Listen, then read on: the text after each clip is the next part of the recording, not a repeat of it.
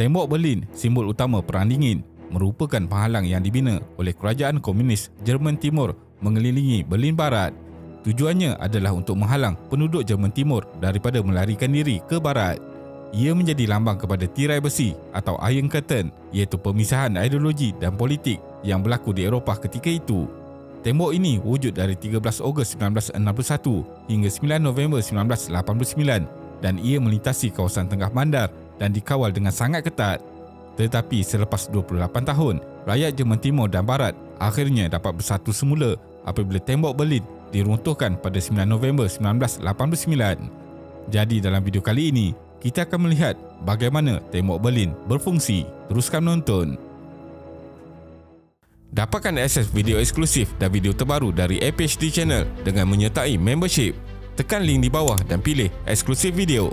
Terdapat lebih banyak dokumentari yang menarik di sini. Sejarah Tembok Berlin bermula pada tahun 1945 apabila Jerman yang tewas dalam Perang Dunia Kedua dibahagikan kepada 4 zon oleh kuasa bersekutu iaitu British, Perancis, Amerika Syarikat dan Kesatuan Soviet.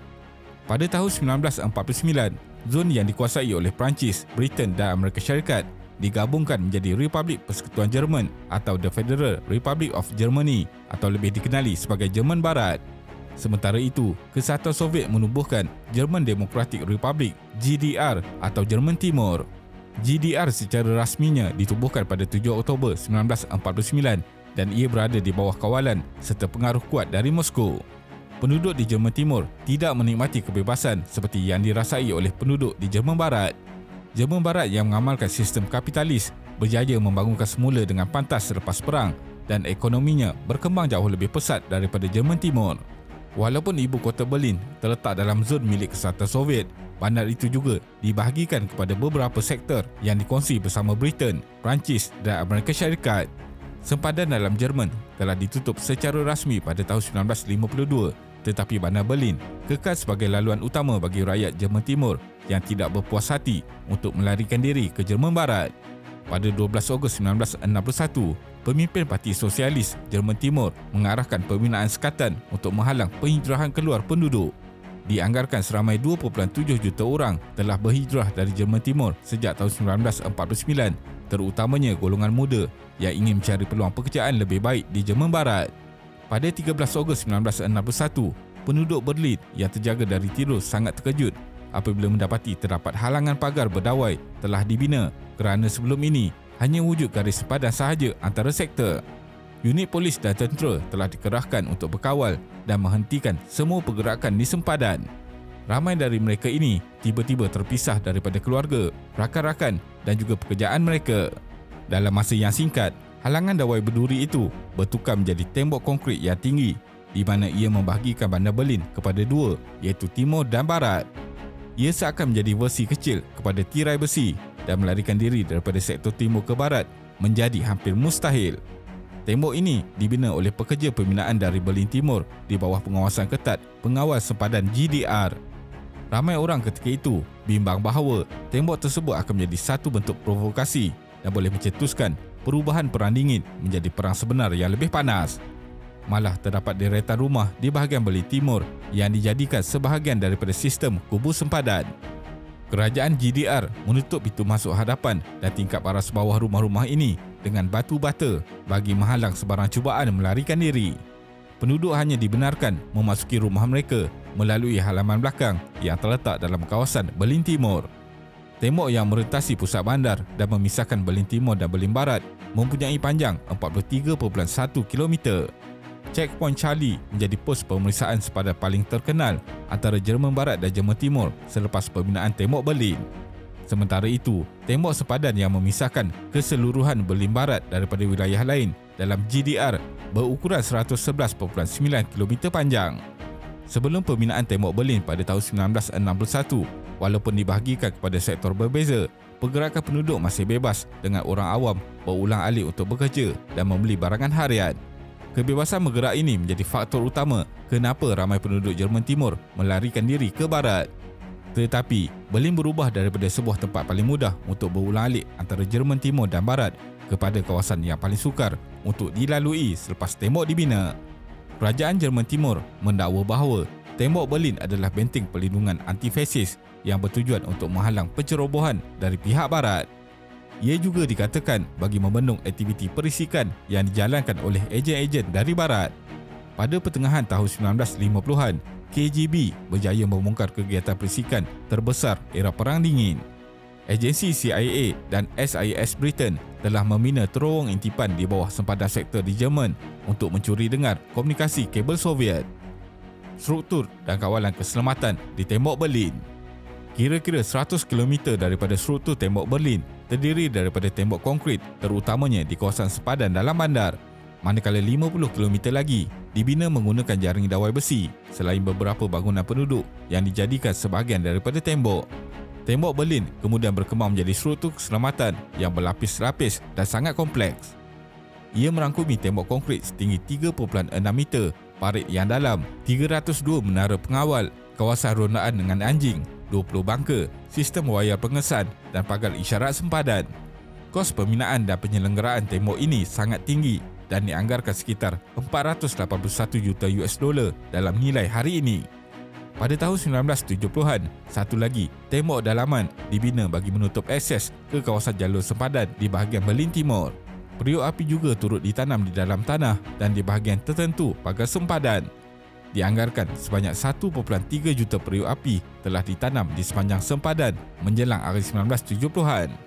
Selepas itu, senjata automatik SM-70 juga dipasang yang direka untuk menembak sebarang sasaran yang cuba melepasi sempadan.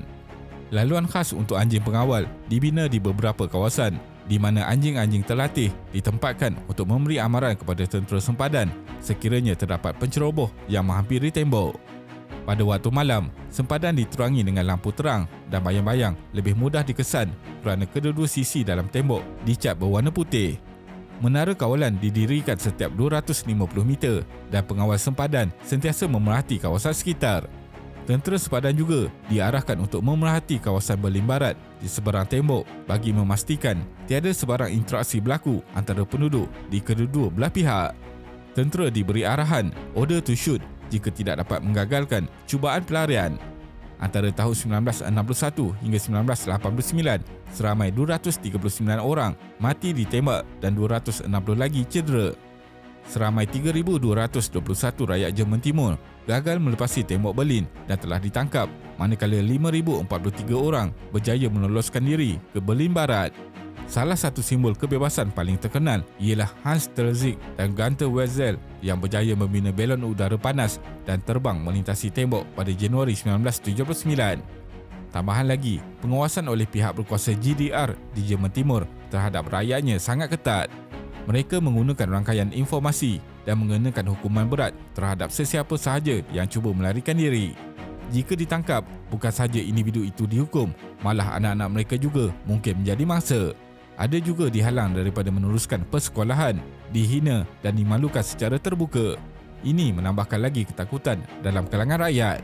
Stasi iaitu Polis Rahsia Jerman Timur yang wujud dari tahun 1950 hingga 1990 merupakan antara organisasi keselamatan paling kejam dalam sejarah kerana aktif mengintip dan mengawal rakyatnya sendiri.